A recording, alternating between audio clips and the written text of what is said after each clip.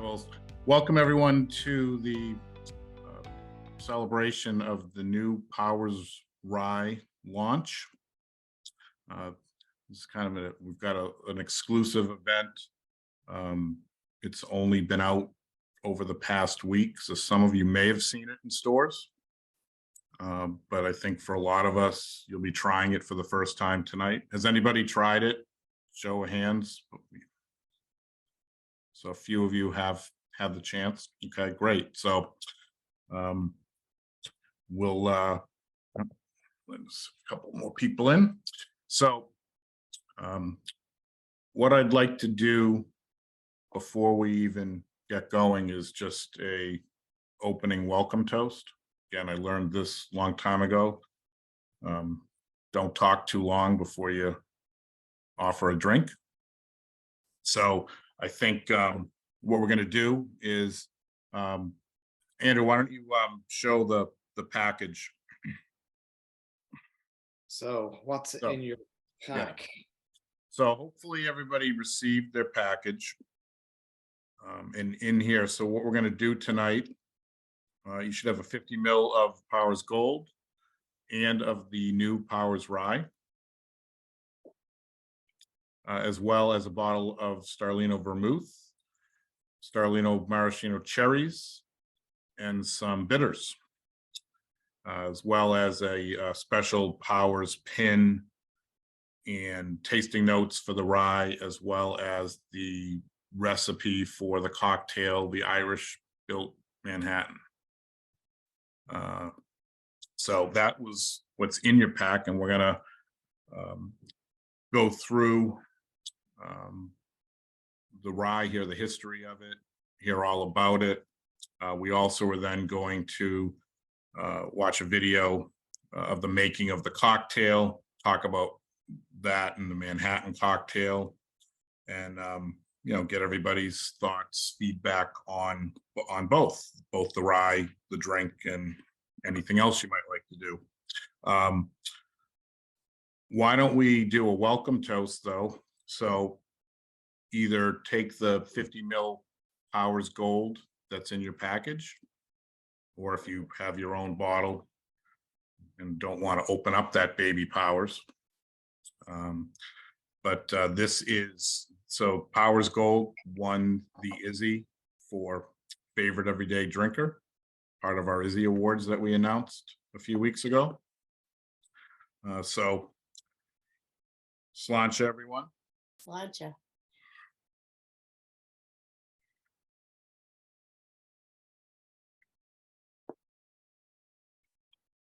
And as we're doing that, I'd like to just take a moment as well to introduce a couple people. So first is Andrew Healy. He's out in Napa. He's going to be helping tonight with some of the media, audio-visual controls. Make sure I don't do anything too dumb as we're going along. But and then also we have a special guest, Jean Marie from Lafayette Imports, who really spearheaded this project for us, and they're the ones that are bringing the Powers Rye and Powers brand into the States. So we're going to hear more from how we can get that from them later on in the presentation.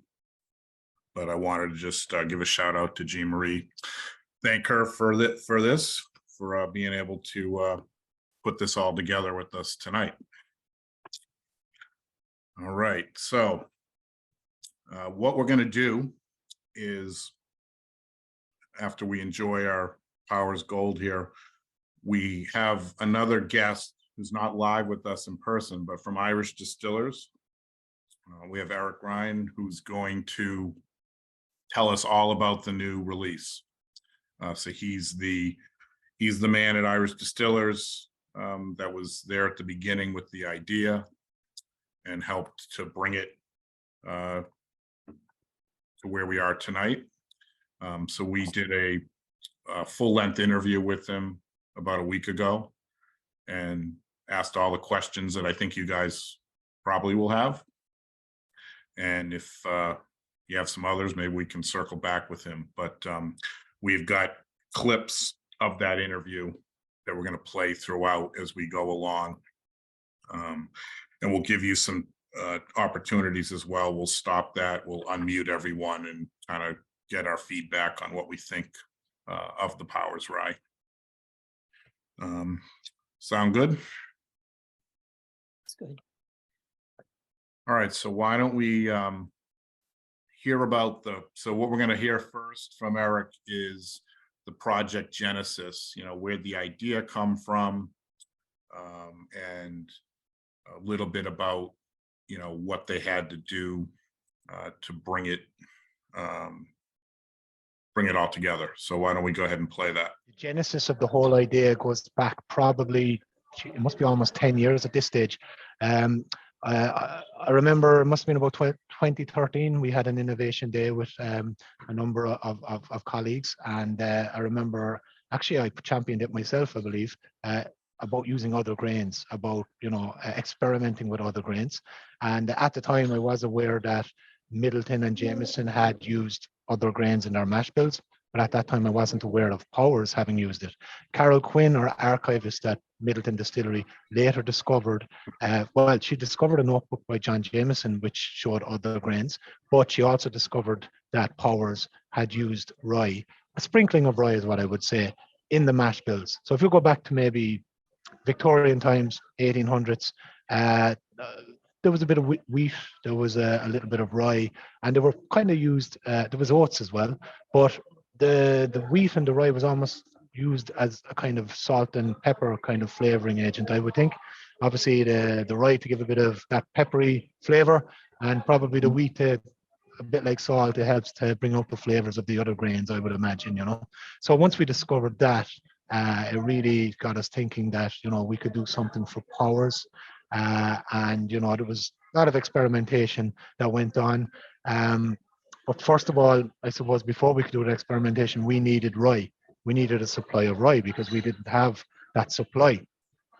So it must have been 2015. We were looking for rye for 2015, and we couldn't find a supplier in Ireland that could supply the quantity of rye that we would require. So we actually imported rye from Europe. I believe it was Sweden, but that's what we had to do for the first 2 years of these trials. Okay. But we wanted Irish rye, and in the end, what we did is we commissioned Cooney Furlong, who are in Wexford, to actually plant rye fields for us that we then would be able to use for our own rye product. So the interesting thing about that as well is the rye was planted in Came in near Enniscorthy in County Wexford, and the Powers, I suppose, ancestral home is Eddermine House, which is about 15 kilometers from where this rye grew. So there was a nice synergy with Powers because of that, and I suppose that kind of again made us think this is Powers. There's other reasons, but that's another reason again. It was in the mash bills, back in the 1800s. I believe rye stayed in the mash bills until the early 1950s. It also, was grown near the ancestral home of the Powers. And if you're thinking of the flavor profile of rye, we all think of, that spicy characteristic. And, when we're talking about Powers in comparison to some of our other whiskies like Jameson or Middleton or whatever, Powers has that spicy character anyway. So there was a bit of synergy with the flavor profile we felt. So it just seemed like a good fit. Okay, so I think if you could all hear that, basically this idea started, more than 10 years ago. And, one of the things he talked about with us was all the experimenting that they were doing over the years. But the first, several years that they were doing this, they were actually experimenting with sourced rye. So when they were trying to figure out the casks and other things and how it would and working with rye, they were using sourced rye from, I think he said Sweden. And then, because it took a few years for them to go get the Irish rye, they had to, secure the farm and do the harvesting and all that. So this has been a long time coming. It wasn't something that they just decided to do. And, so that was pretty interesting. I think the other thing that was kind of cool about it was that where they ultimately sourced the rye from, as you heard there, was, where Powers was from originally. So I think another factor too that he hit on there was just as I think a lot of you, I'm assuming, are all big Powers fans. I know some of you attended the celebration of Powers event we did a few months ago, and it has that nice spice character to it. So I think he touched on the fact that the spice from the rye, is kind of a nice companion, so it made sense to do this with Powers. And there's a couple other reasons that he's going to touch on in a couple of the other clips as far as, why it made sense to launch this with Powers, because that was one of the significant things with this, that it's 100% Irish rye. And that has not been done before, because even when he was talking about the history of it, rye was used, and Irish rye for that matter, but it wasn't the entire mash bill. It was, as he said, sprinkled in. So pretty unique first of its kind whiskey that we know of anyway. So I think, so what we want to do now is, Andrew, if you have do you have the Prezi tasting notes for the rye? Yes, indeed.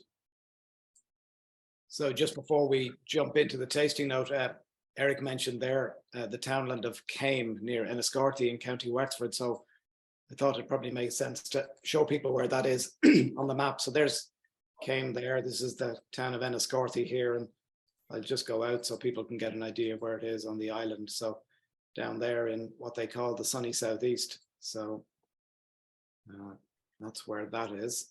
Let's get on to the tasting note. So what we're going to do is, we'll talk about the Powers rye. You can pour yourself a glass if you haven't already started. And then while we're enjoying it, we're going to listen to Eric tell us about the casks used, the ABV, things like that. He'll tell us all about the liquid itself. So, but you can see the tasting notes here. I think those were also included in your package. So why don't we pour ourselves a glass of the rye,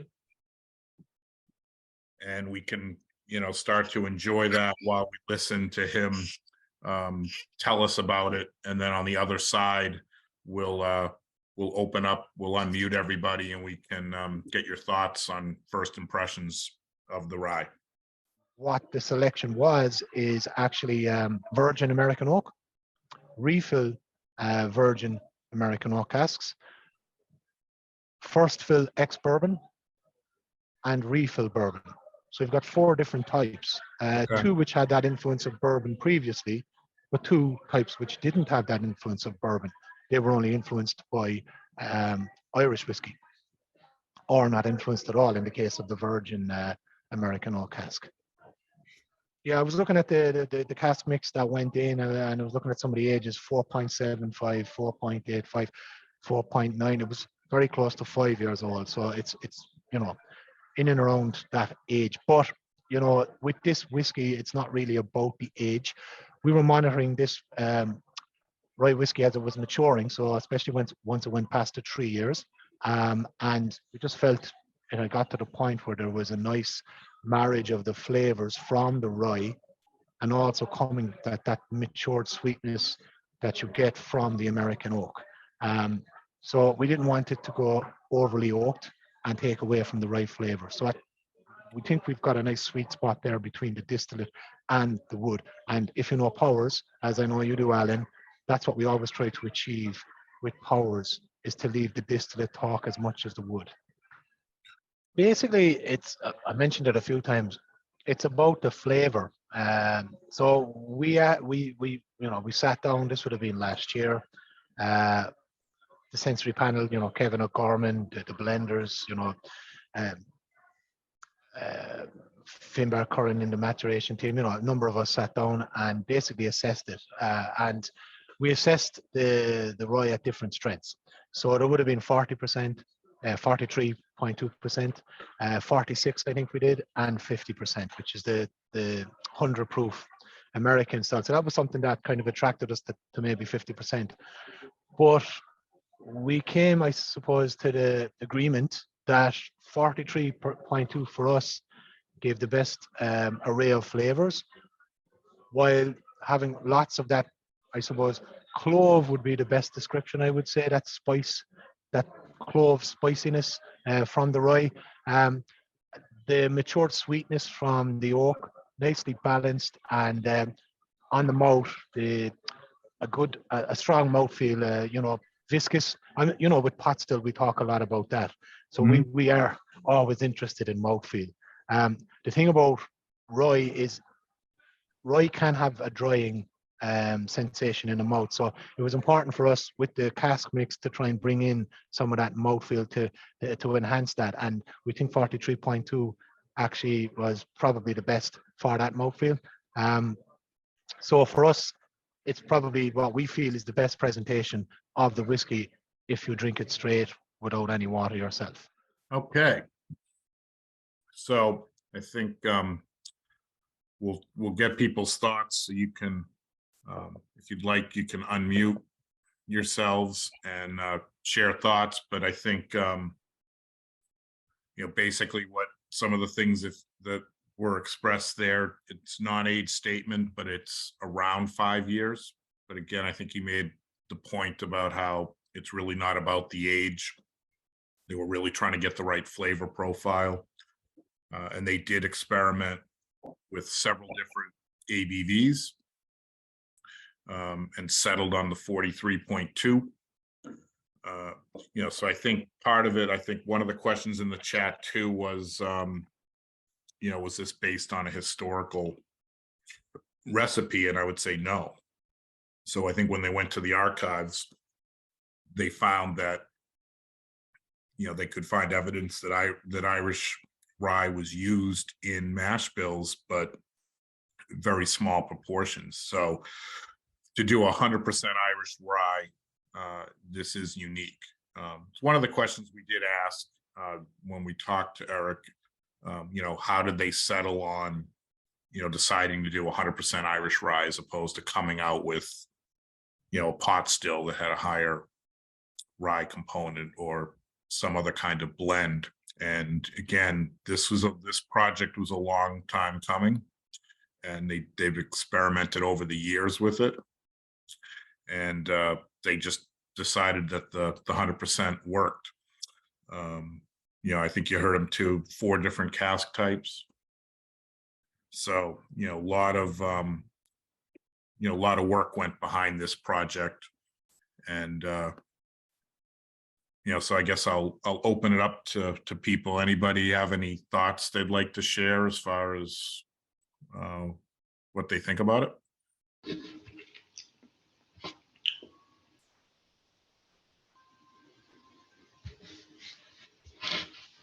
Matt, the floor is yours. First of all, thank you everyone for putting this on tonight. Always a big fan of everything you guys do, especially when it comes to Powers. I love Irish whiskey. It is my go-to, but I'm also a fan of an American rye. So I was very, very curious as to what I was going to expect and how I was going to receive this. And I'll tell you, this is, in the short time I've been able to nose it and sip it, I am highly, highly impressed. This is everything I've expected and more. The amount of spiciness from the rye is spot on perfect. A lot with the American ryes, they get you that burn in the throat.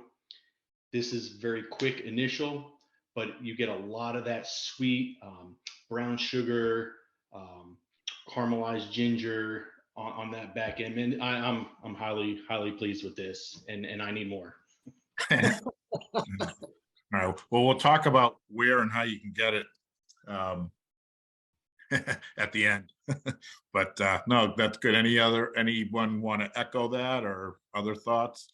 Yeah, I'd nearly echo what Matt had said, because coming out of the gate, it's perfectly balanced. I can see this being a daily drinker for rye fans. So it's, at the risk of sounding redundant, it's the rye equivalent of Powers Gold label. It's just a very, very good balanced whiskey.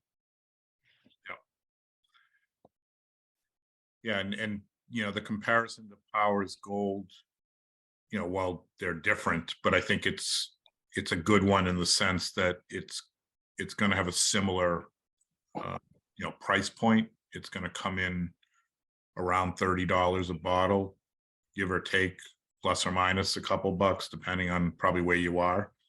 So it's similar in terms of Powers Gold. So I think, you know, it will be accessible to most, and you know, so hopefully, yeah, the American rye drinkers give it a shot. You know, I think some of them, you know, are there any American rye drinkers among us tonight? I do like it, but you know, Irish will always be my best. Yeah, no, it's no judgment. I guess I'm more, because a lot of the you know, the American ryes are going to be much higher proof. Yes.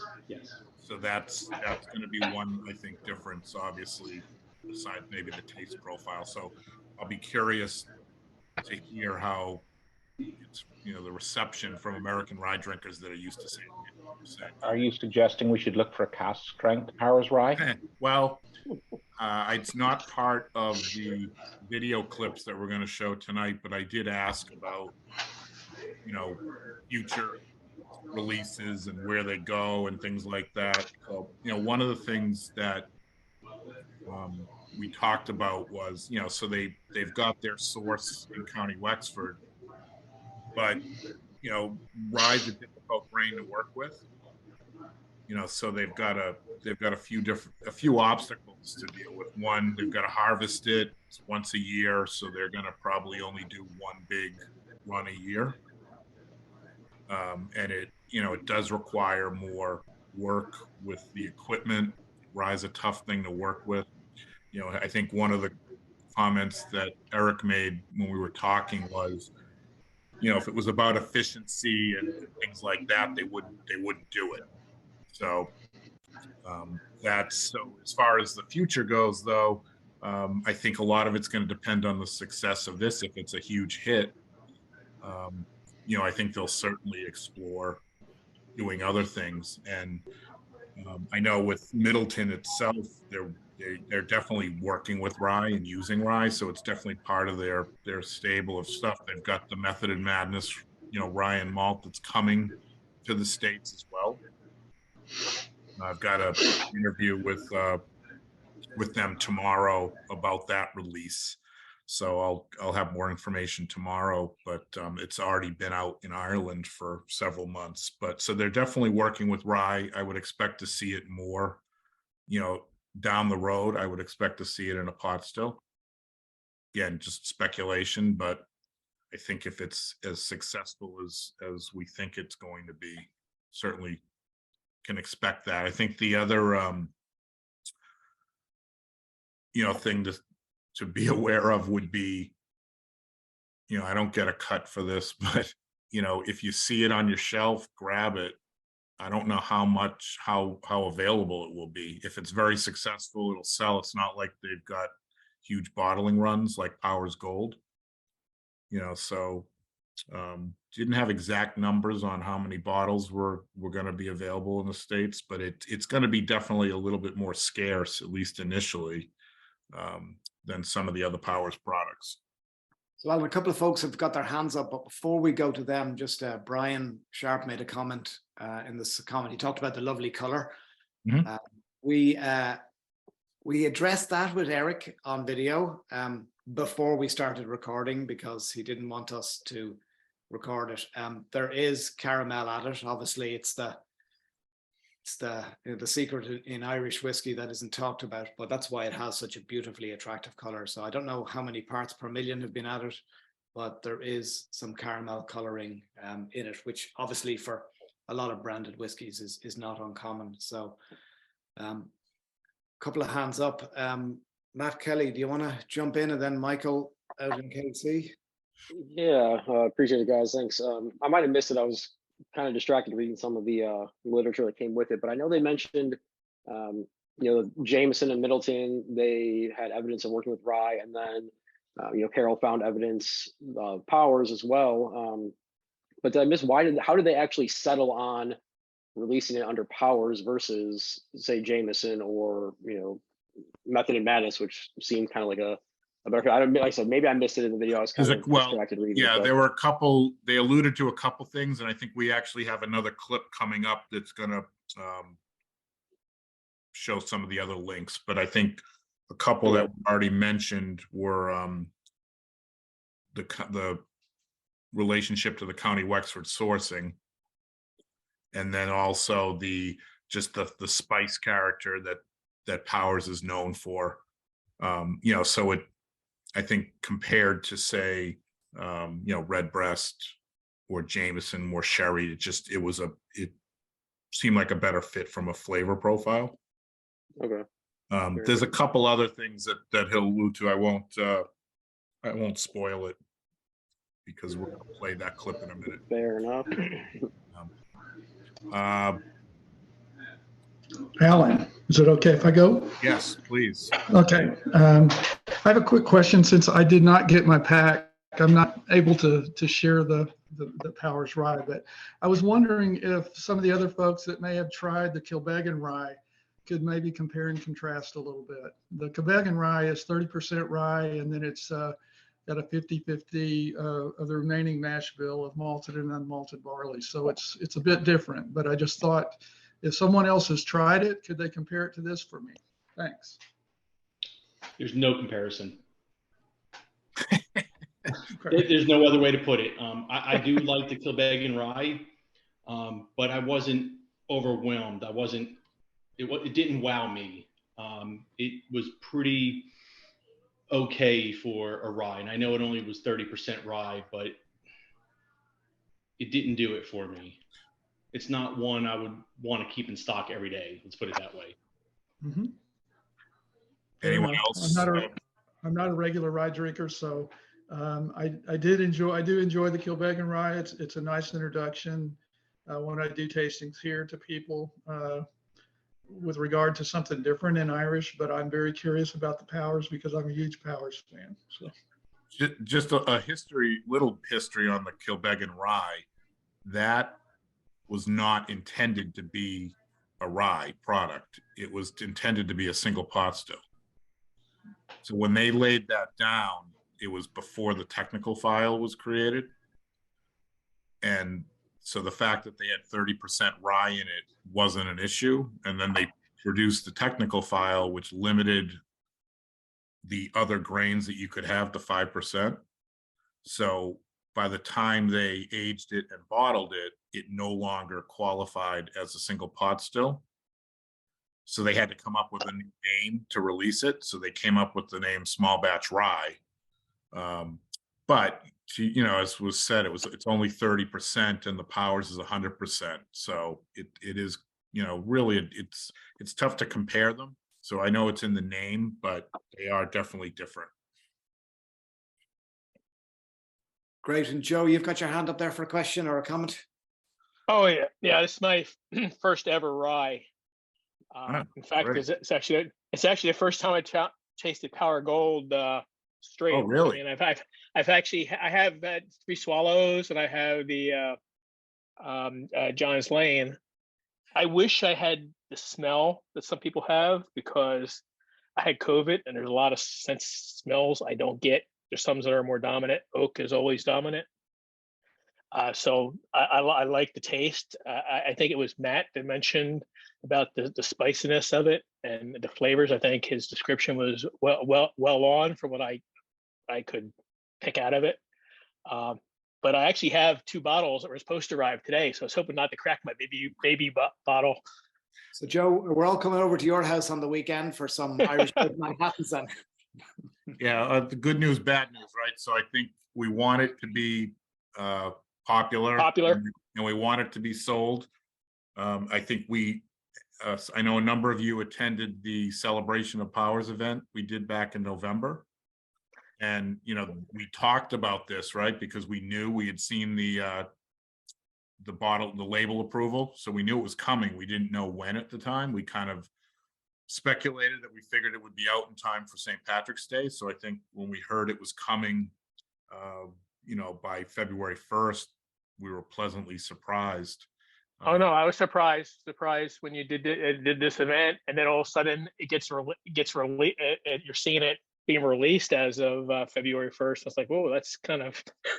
Yeah, so that was the idea. That's why it's a launch celebration. So, but we had talked about this. The other thing we talked a lot about in that last event was, the Powers brand. Where's it going?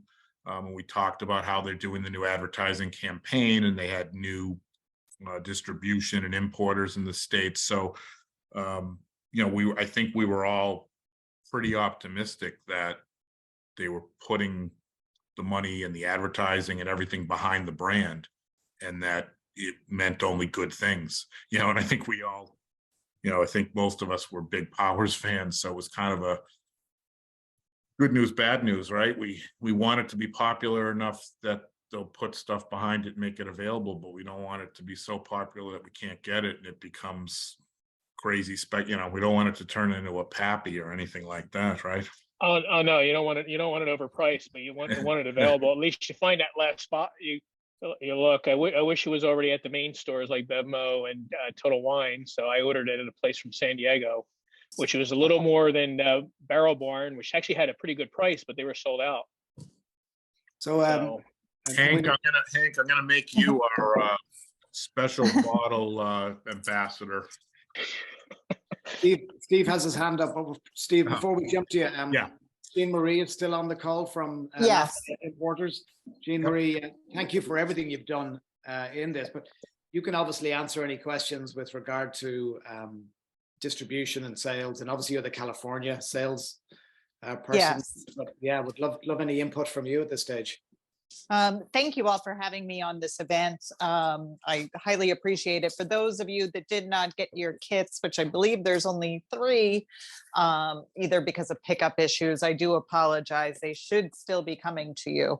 As far as I can tell you this, as far as Powers Rye, we did receive a big shipment, and I can tell you it all sold for us within the first 4 days.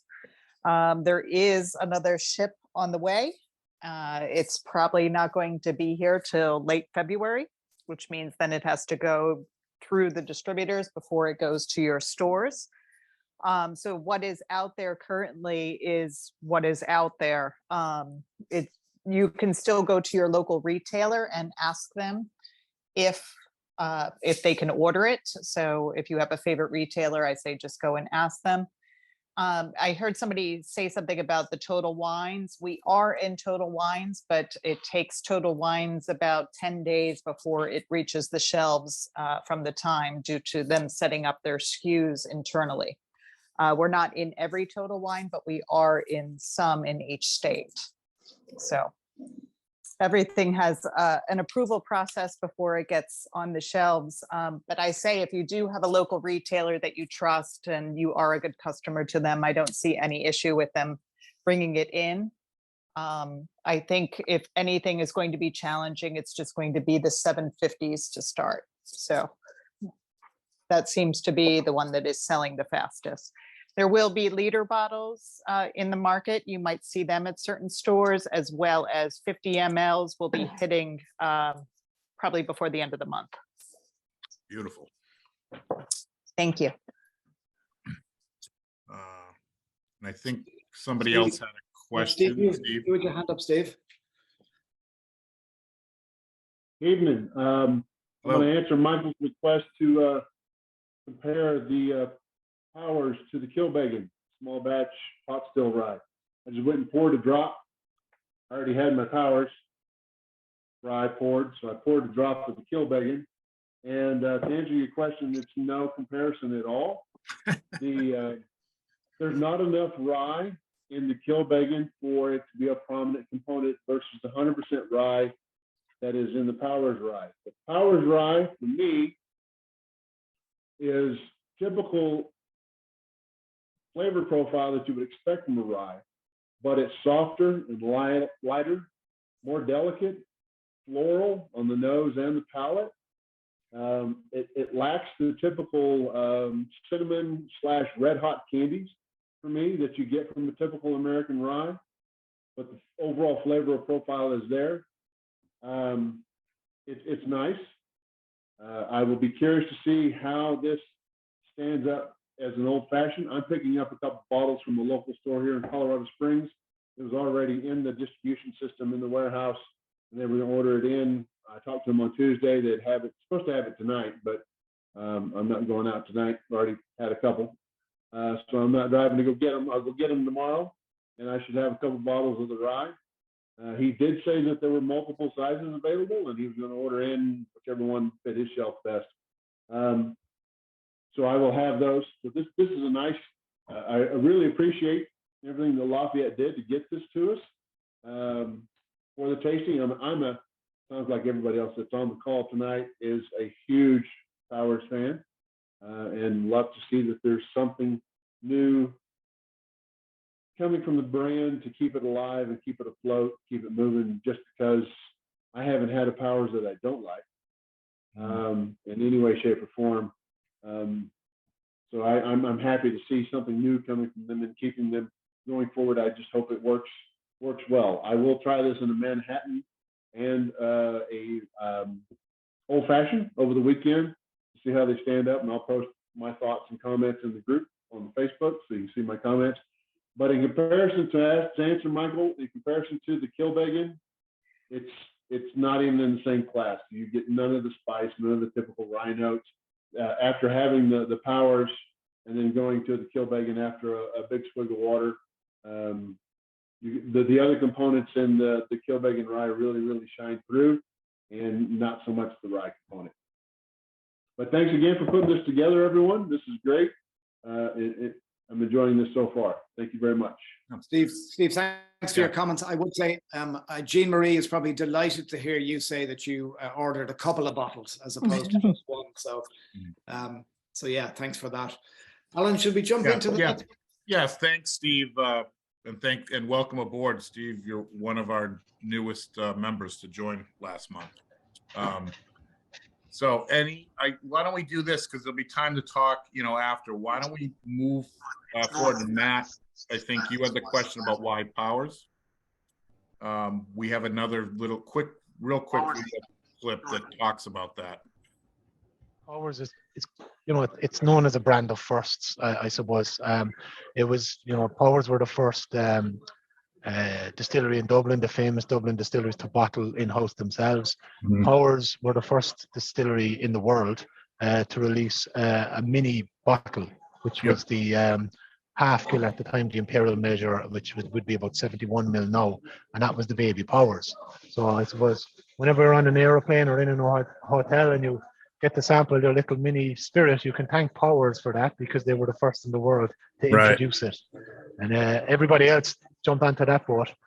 So we might see some more rye, people jumping on the rye boat as well. The point, I think I would encourage anyone who wasn't able to attend or didn't watch the interview that we did with Carol Quinn, the archivist and big time Powers fan as well, from Irish Distillers. We talked so much about the innovation and how Powers really was the first to do a lot of different things. And one of the things we'll hear about in terms of the making of this Powers Rye too is the stills that were used, the process a little bit, but they were the innovators and kind of experimenters on everything. So it makes sense that they'd be the first ones to release a 100% Irish rye. So that's just kind of another reason, I think, why it came out under this label as opposed to something else in the Middleton stable. Okay, so we're kind of segueing now from, we're going to talk more about the rye, but we want to make sure we include those that are maybe waiting to hear about the Powers, the rye in the cocktail. So I guess, let me talk for a minute. The cocktail that is being featured, it's in your pack, and that we're going to talk about tonight, is just a twist on, the classic Manhattan. So the Irish built Manhattan. I'm not a historian. If any of you are, you can please feel free to share some thoughts. But this is basically an ode to the fact that all of the Irish that came over in the famine years and settled in New York City. And, so back from the 1850s to the early 1900s, ultimately more than a third of New York City was Irish. And they all, they literally built the city as we know it, not just the buildings, but the Brooklyn Bridge, the Empire State Building, those get a lot of the press as far as Irish involvement in that, but they also were responsible for building all the tunnels and the subway system. You can, Google it and take a look yourself. There have been books written about it and documentaries and things like that, but they were all coming over here looking for work. And, ultimately the city, a lot of the city that today from in New York was built by Irish. So I think it's a nice twist, because the Manhattan cocktail is that, and the old fashioned are the two probably most well-known famous whiskey cocktails. And the Manhattan, the records show that it came about around the 1880s. Little bit, the origin story of it's not etched in stone, if you were to do some research on this, but it definitely made appearances in the 1880s, both in bars and in print. But it really was used, and when it was first made, it was a rye drink. It had a couple different iterations along the way, but originally it was really an American rye drink with vermouth and bitters. So it's a fairly simple drink to make. Do we have any Manhattan drinkers among us tonight? Beautiful. So this is my go-to cocktail. I don't profess to be an expert cocktail maker, but this one's right up my alley. It's only got a couple of ingredients. Don't have to do much to it, but pour it in a glass kind of thing. So works for me. But I will say that I'm somewhat of a Manhattan snob, in that most of the Manhattans you see out there that are being made now, I find are too sweet. They're using a really sweet, mellow bourbon and a sweet vermouth, and they just very sweet drink. And the whole idea of the drink is to use a rye with the spice and to balance it with the sweet vermouth. And that's the balance of the two is what makes the drink. So I'm not telling you how to drink it. We can talk on the other side of this. But because I'll be curious how people like their Manhattans and what they use, because I know a lot of people use bourbons. So usually it's a high proof rye or bourbon. But so this drink here, you have your recipes in your pack as well as the ingredients. This is obviously made with the Powers Irish Rye, hence the name. So I think we also have the benefit tonight, Andrew, if you want to cue it up. We have a video from Erin, who's the head bar manager at the Swift Hibernian Lounge in New York City. So I don't know if any of you have been there. If you are making a trip to New York City, I highly recommend you stop in for a drink at the Swift Hibernian. But she's going to just walk us through a real quick video where she makes the actual drink. And then, so if you guys want, you can make one yourselves if you haven't already. And, on the other side, we can talk about it. just a little heads up to everybody that the audio on this is not perfect and there is a little bit of background noise. So just. Hi, I'm Erin. I'm the bar manager here at Swift Hibernian Lounge in the East Village. Today we're making the Irish Built Manhattan for you. Let's get started. So we're going to start with 1 bar spoon of Sterlino cherry syrup. We're going to make equal parts Sterlino vermouth and Powers Irish.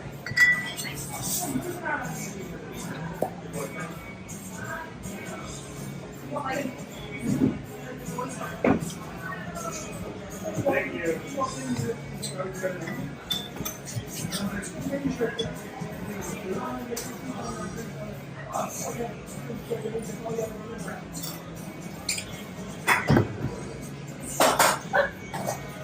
Ice our glass.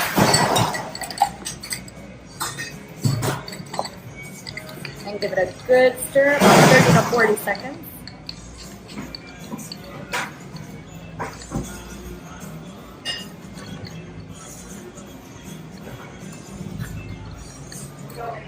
While we're waiting for our cocktail to dilute, let's get our glassware ready.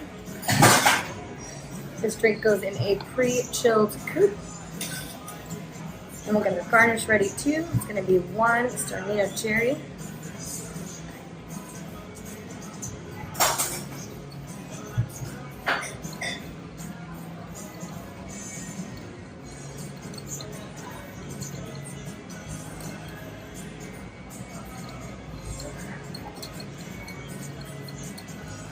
Right? Once your cocktail's properly diluted, we're going to strain it right into the glass.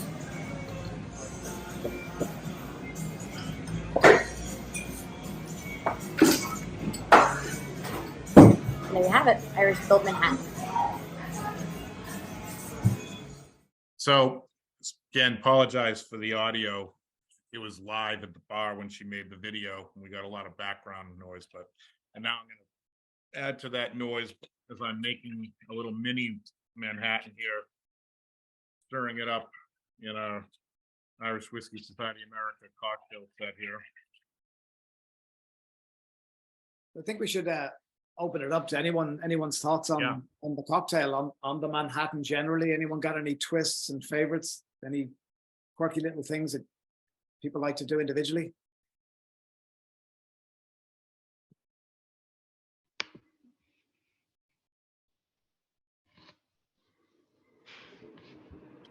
I've never had a Manhattan, so I was looking forward to this, but I already finished my sample.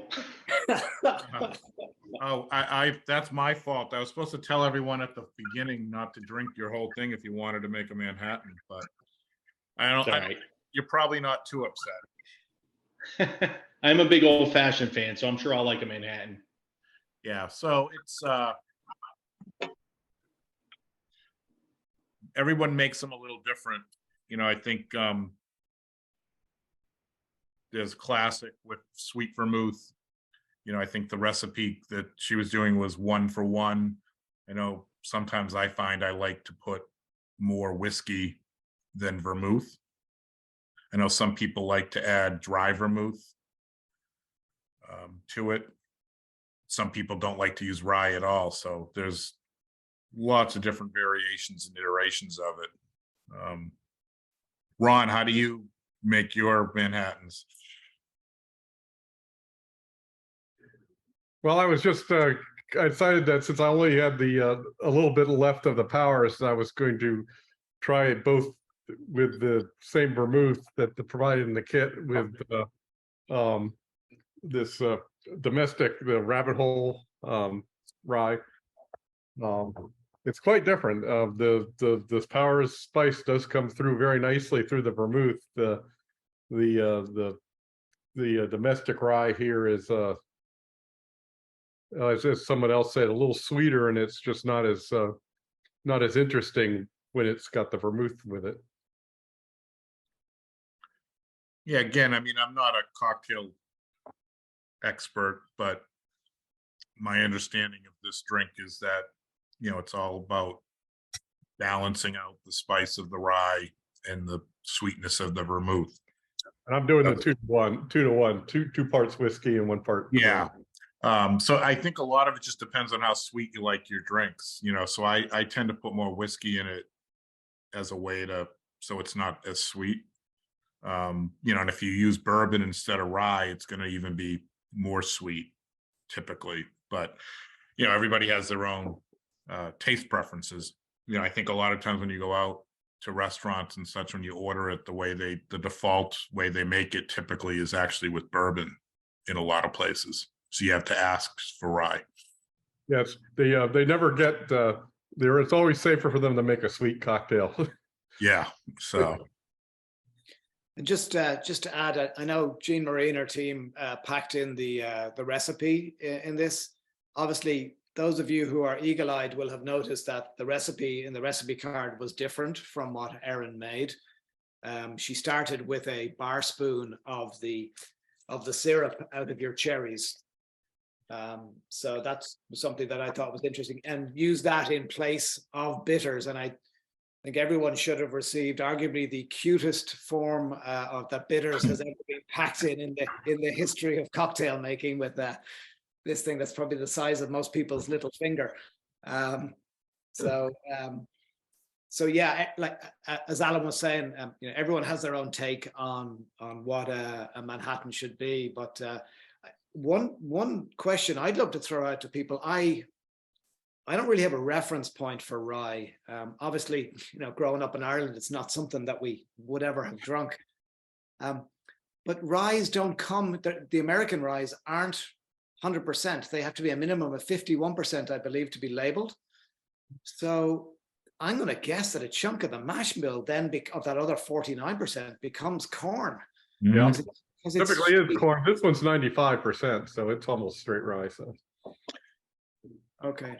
Yeah, I was gonna say, if you're gonna, my go-to when people ask is there are some specific rye. I think you want a high proof. And it doesn't have to be super expensive. Like I think Rittenhouse rye is really good for the drink, high proof, very good value. So I think those are the key things: how much rye is in it and what's the proof to make a good drink. Yep. Jean Marie has left us. She said she could only stay for the hour. In her absence, I want to thank her. Michael, you've asked a question of her. We will take note of that and get you an answer. Yeah, the availability too, I'll speak to in a few minutes, because so this is going to be fairly widely available, but there will always be exceptions in some states that won't get it, and so we've kind of got a solution to that as well. I wanted to have it live for this event, but there were some technical difficulties with the distributor, so I'm going to have to put it live after we end tonight. But on any other comments on the Manhattan? Anyone else make one with these ingredients and want to share any comments?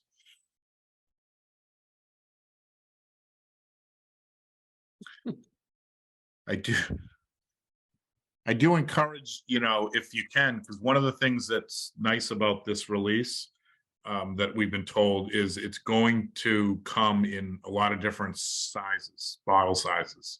So you'll get the baby that you got, that'll be available, I think Jean mentioned, but they're also going to have the normal 750, but so I'm holding here a 1 liter bottle.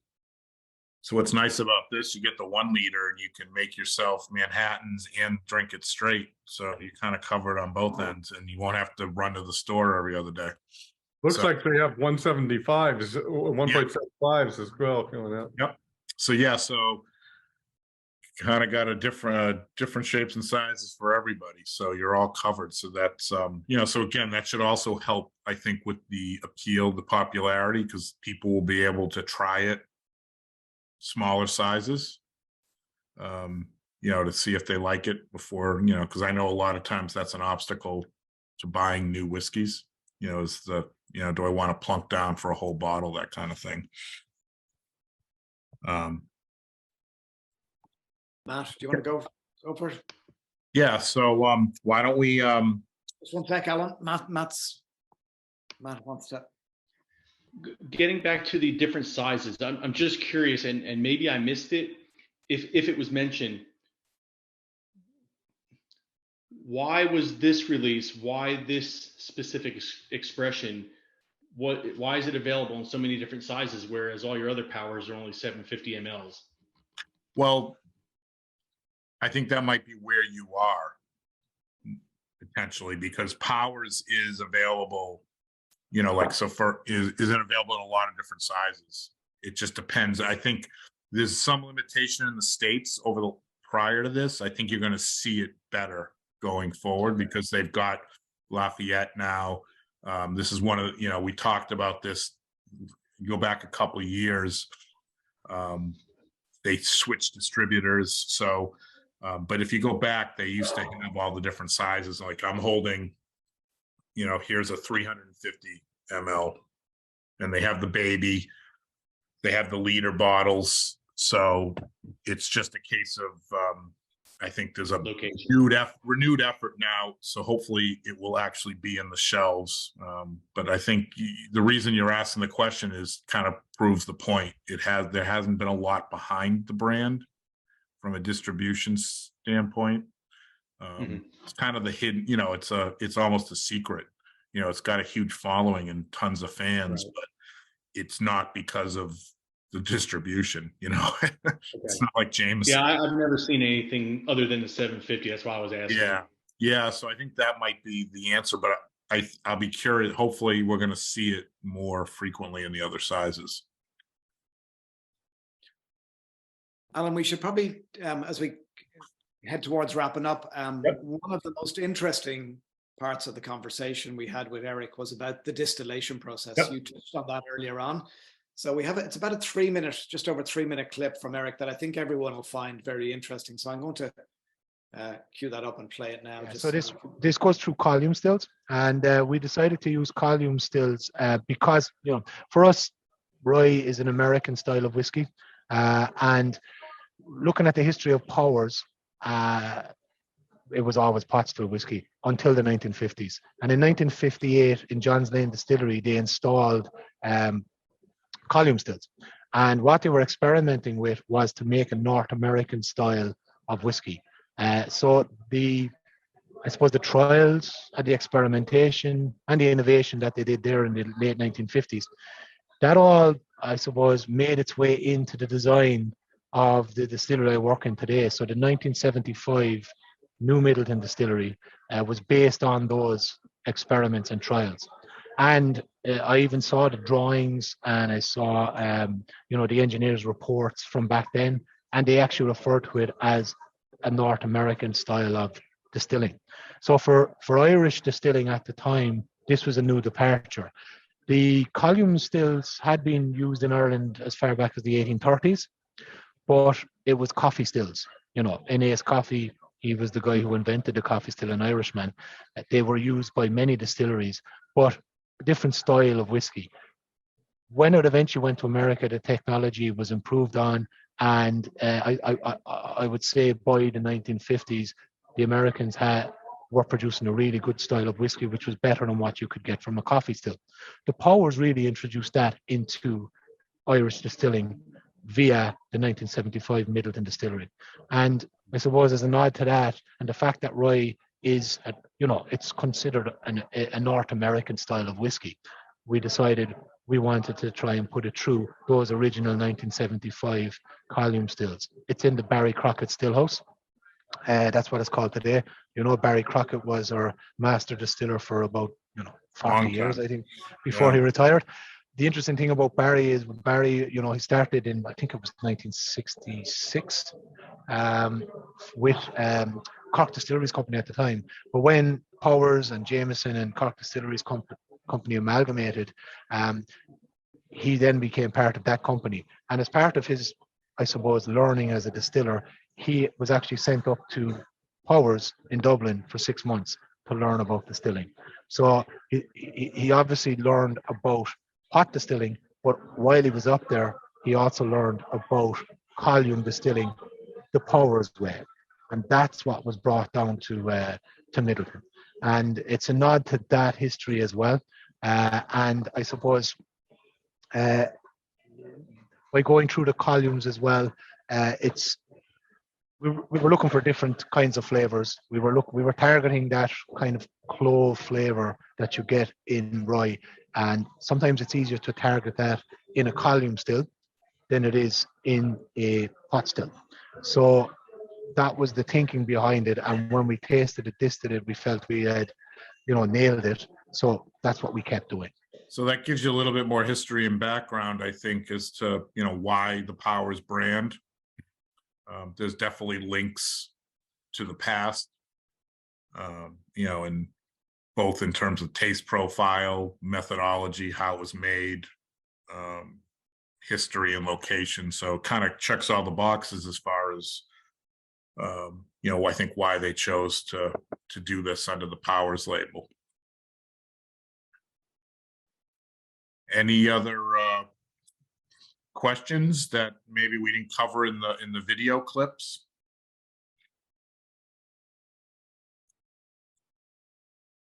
I think one of the things I can mention, as maybe you guys are thinking of other questions, is so we launched. It should be live because we scheduled it for 9 o'clock. So I believe the full interview with Eric Ryan is live on the YouTube channel. So that'll be on the website and the YouTube channel. So if you want to watch that, it's only about a half an hour long. We showed you about 10 minutes of clips tonight during the event, but you can get the full interview and hear about the Powers Rye. And I think the other thing to mention too is that once we wrap up tonight, I'll jump on the computer.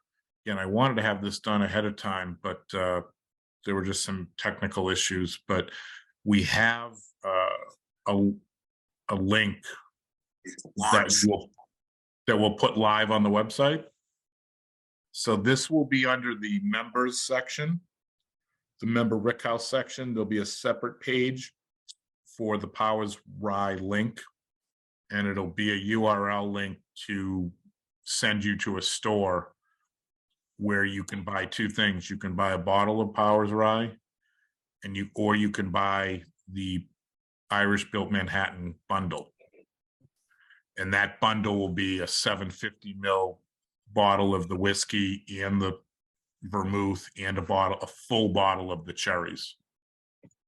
So if any of you want to get, not just the small version of each to make the Manhattan, you'll be able to buy that bundle through there. And the shipping, they ship in the States to 47 states. If any of you, like myself, apparently they don't ship to Michigan, Massachusetts, and Utah. So I know that affects a few of us. But if you really want it, let me know, because he kind of alluded to the fact that they would ship one-offs still to those states. As long as they're not doing big bulk orders, it shouldn't be a problem. So it should be pretty wide distribution. So if any of you want to, it's a limited kind of promotion, availability. But if you don't have it, or you don't feel like waiting to get it, maybe in your state or your stores, or you don't think it's going to come based on just prior availability of stuff, that we're trying to make it available through Lafayette and some California retailers. So I'll put that live, within probably a half an hour of wrapping up tonight. So you can check out the website again under the member section if you'd like to do that. Thanks, Alan. Just so everyone knows, that video is live on YouTube. I posted the link in the chat. And if you just search in YouTube for the Society's channel, you'll find it there. I have to say it was fascinating to spend 35 minutes in Eric's company. Really gave us an insight into the whole process. So half an hour of decent watching or listening for all of you who like I think most people on the call love to geek out about their Powers. It's there's some great information in there. Allan, I think we're coming to the end, and thanks everyone for sticking around. We do have some lovely Powers swag or merchandise that that Jean Marie has given us. So we're going to do a little drawing. I've got everybody's name written down here on a pad with a number against them. So we will ask somebody to pick a number between 1 and a number in a couple of minutes, and there will be a winner. And then I think we'll stick around afterwards for a little bit of a chat, kind of much more formal, kind of open mic for anyone who wants to stick around and share any thoughts on that. So, so let me just jump back to that presentation. Yeah, So- we have some images of the swag. You have, I guess the one stipulation is you have to be present, as they say, to win. So a shout out again to Jean Marie and our colleagues at Lafayette. The Powers is just one of the brands that they bring into the country.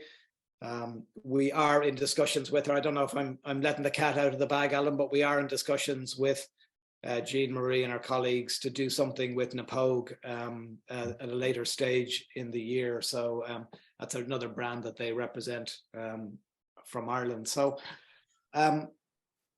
here's the swag. This is the picture that I was sent. So from the looks of it, there's a flag to fly proudly outside of your house on the 17th of March, a t-shirt, a hat, and a lovely looking little hip flask. So we are going to, we're going to give that away to somebody. So, Alan, do you want to ask someone? You know the members much better than I do. Do you want to ask someone to pick a number?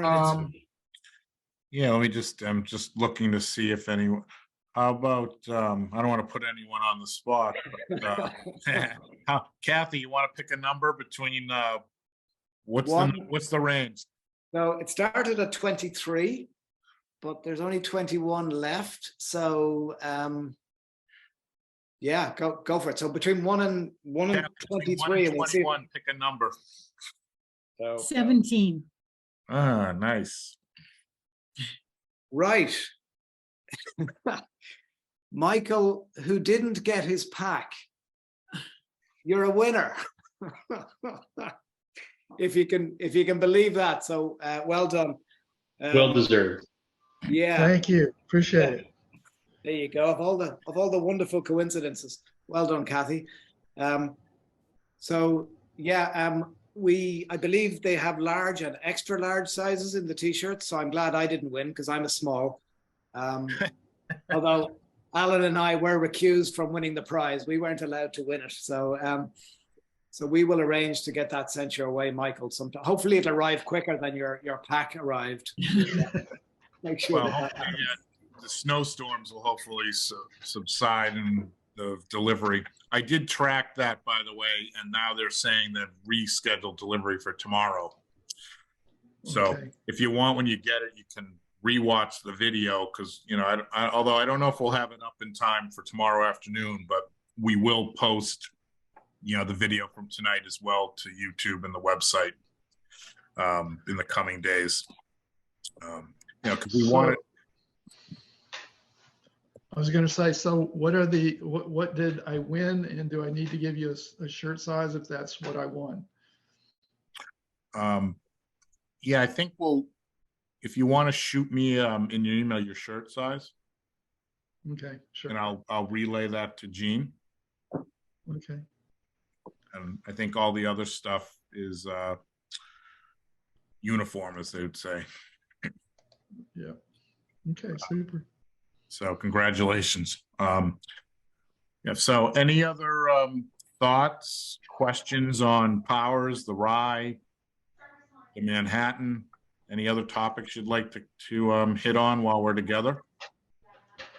I had a quick question, Alan. Sure. Just more of a, do you know, in the interview, do y'all touch on at all? I mean, I know Middleton's got a wealth of experience and, you know, expertise at distilling, but do they face any challenges, you know, upon distilling this? I mean, or do they just hit a home run and get the distillate, the product they wanted on the very first run.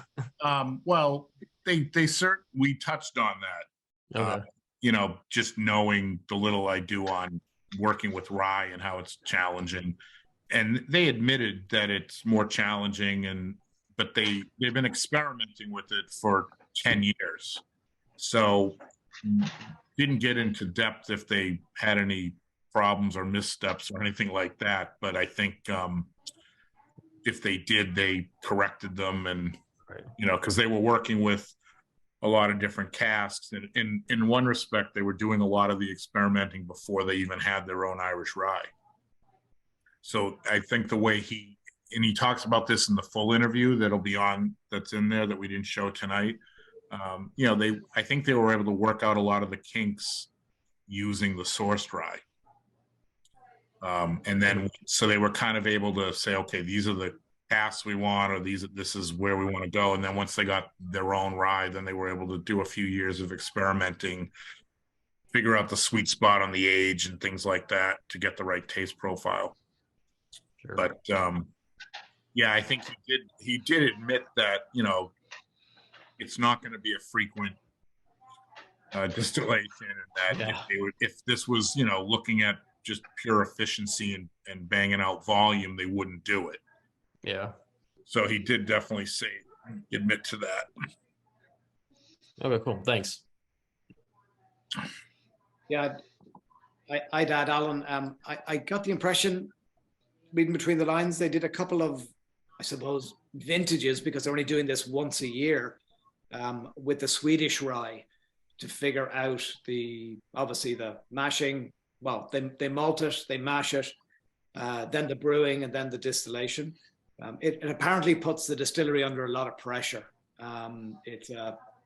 He used the chemical term in the interview for essentially dealing with the process.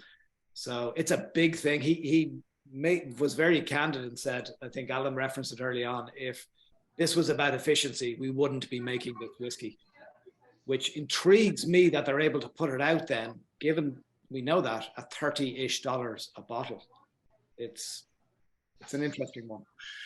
Yeah, one of the other things too is, I double checked with him on this. So their source, the farm in County Wexford, is their source. That's their farm, so to speak. And it's not, so the rye that's coming from there is not going to make its way into any of the other brands or distilleries that are out there that are experimenting and doing other things. Because there are others that are using rye, Great Northern and some others have rye in their mash bills. So that's coming from somewhere else, or it's not Irish rye.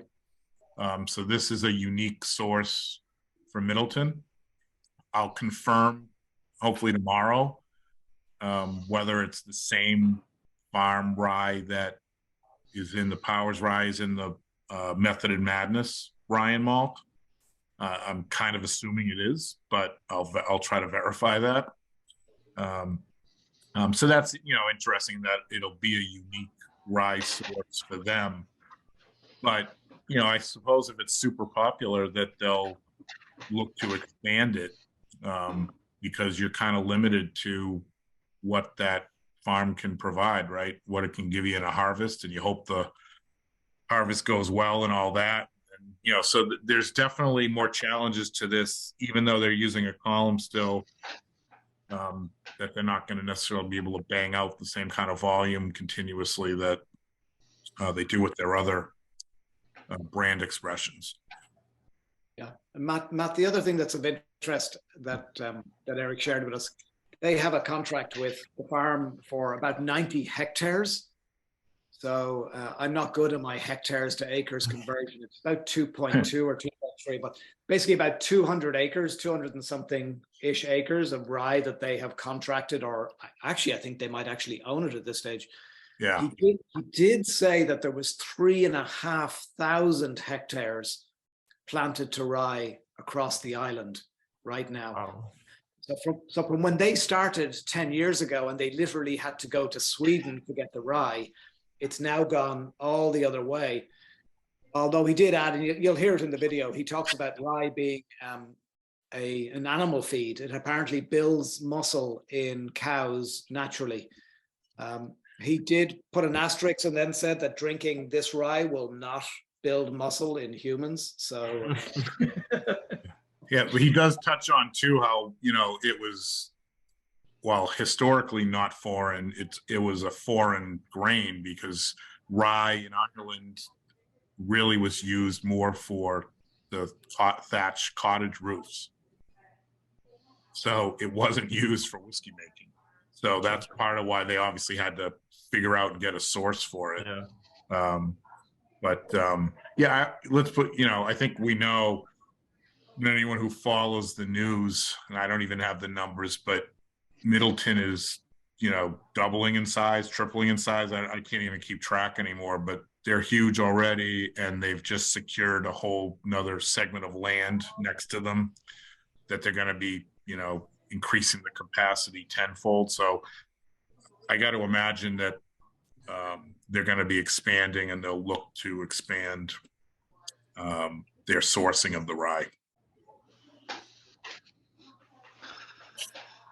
Do they seem to indicate, I mean, in addition to just the rye, is that something that they're interested in expanding across other grains, is finding locally, you know, locally sourced grains as opposed to going outside of the country? I mean, it seems like from an economic perspective, that would become very sort of inefficient. I mean, I get it with the rye if you're, you know, trying to do something with that, but I don't know. I mean, if you're dedicating that much, you know, that much resource to finding you know, a local producer for the rye, is that something that they're at all looking at for other grains or interested in? I mean, there's such a massive outfit. I mean, I don't know if that's even possible, honestly. Allan tried to twist his arm as best he can over Zoom to get the truth out of him. Yeah.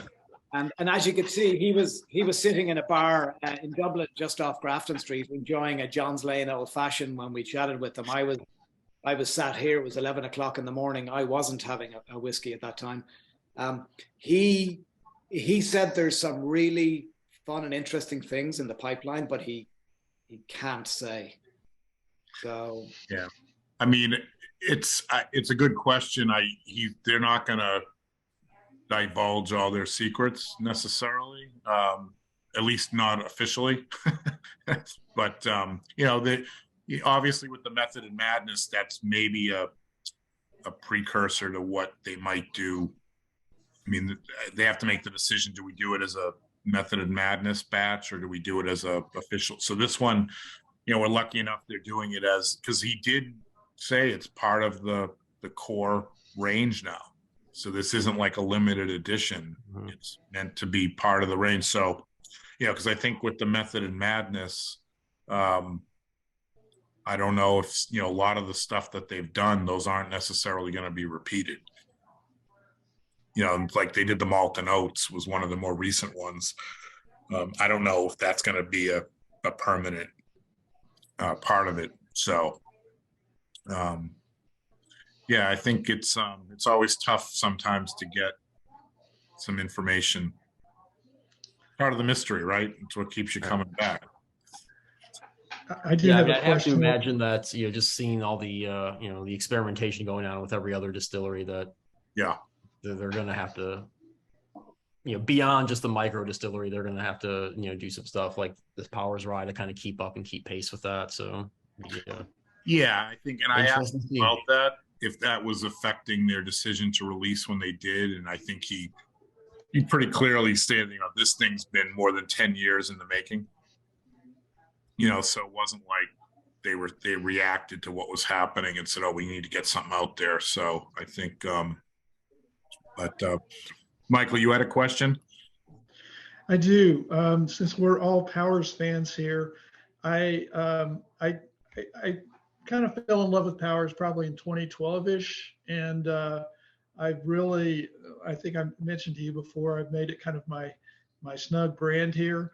But I have a quick question, and that is, was the signature release rebranded as Three Swallows, or did they just drop it and do a new recipe for Three Swallows? Does anybody know the answer to that question? It was effectively, it's not the same. It was dropped. The three releases, you know, were a little bit too close together. You know, so the John's Okay. Lane, 12 years, it was the only age statement, but I think they decided there wasn't a big enough difference between the Three Swallows and the Signature. So they, you know, so now the Three Swallows is kind of your entry level pot still, and then you've got the age statement John's Lane. But Right. you sound like you're, as we talked quite a bit at our Power celebration back in November, someone who's missing the Signature. Well, I actually have 2 bottles because I'm not going to let it go away. All right, But so we're I all, am I we're am all coming more here. a fan. I am more a fan of this bottle, and so I just keep refilling them. But I did run across something interesting when I was in Ireland, and I bought it and brought it back. This is a Powers bottle that was pre-prohibition, and I don't know if you can see it, but it actually has Powers embossed on it. So it really helped me understand why they went to that little squatty fat bottle in the new releases of Powers, which I thought was really interesting. So just thought I'd share that with the group. Nice, thank you. I was gonna say, you've got the little Powers Museum at your place there, so next time you're in Kansas City, right? That's right. Anybody that's coming to Kansas City, you are welcome here. I promise you. So, and I'm not afraid to put my full name out there. I just was trying to make it easy for everybody to remember me. Any other thoughts, questions?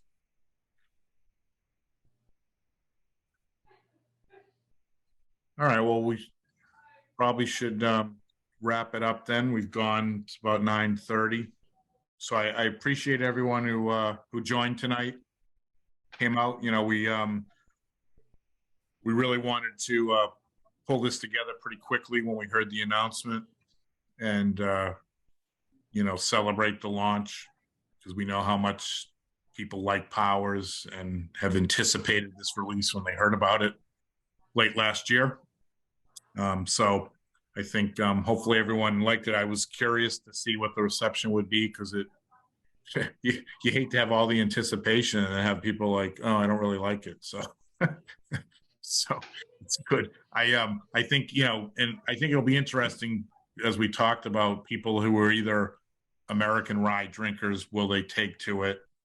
Or if you're just new to the rye category, as I'll call it, because I think, you know, if you're not an American rye drinker and you're an Irish whiskey drinker, you probably haven't tried rye before. Or maybe you have, and it's the Kilbeggan, and this is pretty much a different animal than that, as we talked about earlier. And I should point out too, I don't think I mentioned it earlier, because we were talking about, because we made a lot of comments about the differences between the Kilbeggan rye and this. It doesn't mean that Kilbeggan rye isn't good. It might be unfair to call that a rye, given that it's only 30%.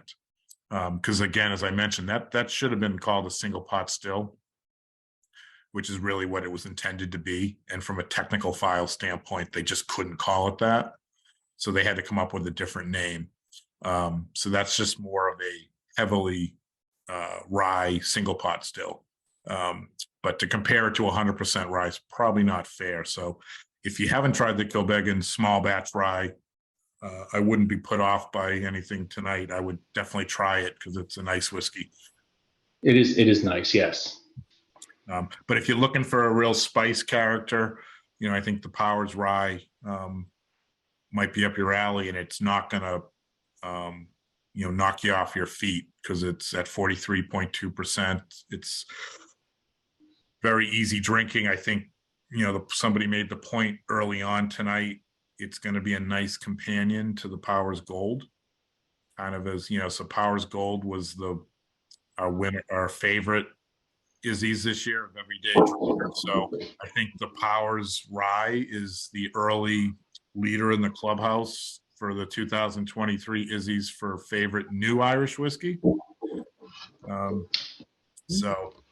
But you know, who knows? We'll see how maybe it'll become a favorite everyday drinker too. All right, well, if there aren't any other questions, I will say thanks again for joining, and we'll look to see you all in the near future. We've got a couple things planned. Hopefully we'll have another event in April that we're looking to line up. We've got our big trip to Dublin in May. Then we've got another event in June. A hint I'll give you, it's going to be celebrating Bloomsday for all you bookworms out there. And then we'll see how the second half unfolds. But so we've got the next few months kind of planned out for events. So we'll be letting you know. The newsletter will be coming out next week. The videos will be out there, and I'll put that link, as I mentioned, for anybody who wants to try to grab a bottle or the bundle. That'll be out there. If you're having any issues with it, just give me a shout, and we'll get it all settled for you. Thank you. So, Sláinte, good seeing you all. Thanks, everyone. Have a good night. Thanks, everyone. Bye-bye. Have a good evening.